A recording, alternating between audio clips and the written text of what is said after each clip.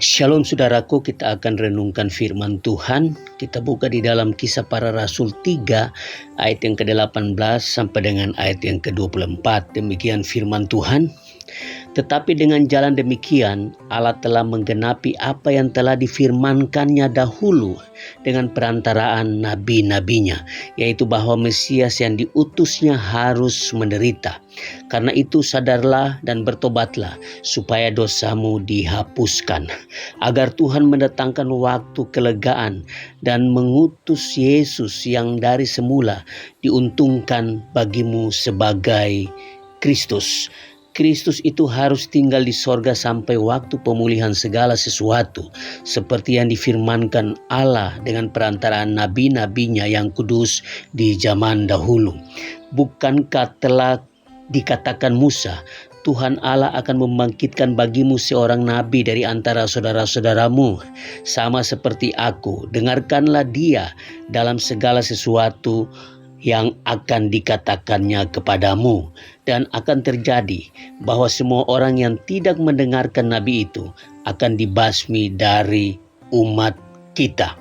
Dan semua nabi yang pernah berbicara mulai dari Samuel dan sesudah dia telah bernubuat tentang zaman ini. Saudaraku, kadang seorang nabi akan memberitahukan apa yang akan terjadi di masa depan. Ketika ia melakukannya, itu merupakan tanda bahwa ia sedang menyatakan pesan Allah, karena hanya Allah sajalah yang mengetahui masa depan. Namun, tugas utama seorang nabi adalah menyatakan kehendak Allah kepada umatnya. Saudaraku, menyatakan berarti membuat sesuatu yang sebelumnya tersembunyi menjadi diketahui. Satu kebenaran mendasar yang harus kita pahami, yaitu Allah jauh lebih besar daripada manusia. Allah jauh lebih besar daripada kita. Nah, pikiran kita, pikiran manusia dipenuhi dengan dosa, dan dengan kemampuannya sendiri tidak akan dapat memahami hal-hal rohani. Dengan pikiran kita sendiri, kita tidak akan dapat memahami hal-hal rohani. Nah, saudaraku, kita tidak akan dapat mengetahui kehendak Allah dengan usaha kita sendiri. Kehendak Allah tersembunyi bagi kita, dan Allah harus membuatnya diketahui. Nah, saudaraku, Allah mempergunakan para nabi pada zaman perjanjian lama untuk menyatakan bagian-bagian dari kehendak Allah bagi kita. Semua nabi yang hidup sebelum Kristus mengarahkan berita mereka kepada Yesus Kristus Tuhan. Yesus adalah nabi yang sempurna, satu-satunya pribadi yang secara sempurna menyatakan kehendak Allah kepada kita. Nah, saudaraku, pada zaman Musa, Allah berjanji untuk mengutus nabi yang sempurna itu, yaitu Yesus Kristus Tuhan. Nah, saudaraku, setelah Yesus bangkit dan kembali ke sorga, Rasul Petrus berkhotbah. Petrus berkata bahwa Yesus menggenapi janji kepada Musa itu. Di dalam ayat-ayat yang tadi kita baca di atas, itu sangat jelas penggenapan janji Allah kepada Musa itu tergenapi sekarang ini. Jadi kita yang hidup sekarang ini hidup di dalam penggenapan janji Allah kepada Musa, yaitu mengutus seorang nabi yang sempurna, yaitu Yesus Kristus Tuhan, untuk menyatakan, untuk memberitakan tentang Allah, memberitakan kebenaran tentang Allah, memberitakan kehendak Allah kepada kita.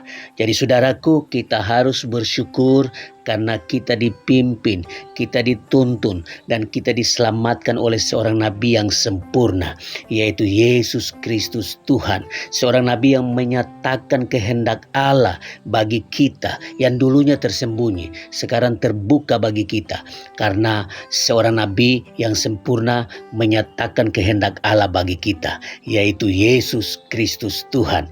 Jadi kalau sekarang ini ada orang yang meragukan kenabian Yesus, maka itu adalah ajaran yang tidak benar, karena sudah dinubuatkan oleh para nabi bahwa akan datang seorang nabi yang sempurna, yaitu dia adalah Yesus Kristus Tuhan. Saudaraku, sebagai seorang nabi, Kristus menyatakan kehendak Allah kepada kita untuk keselamatan kita orang berdosa.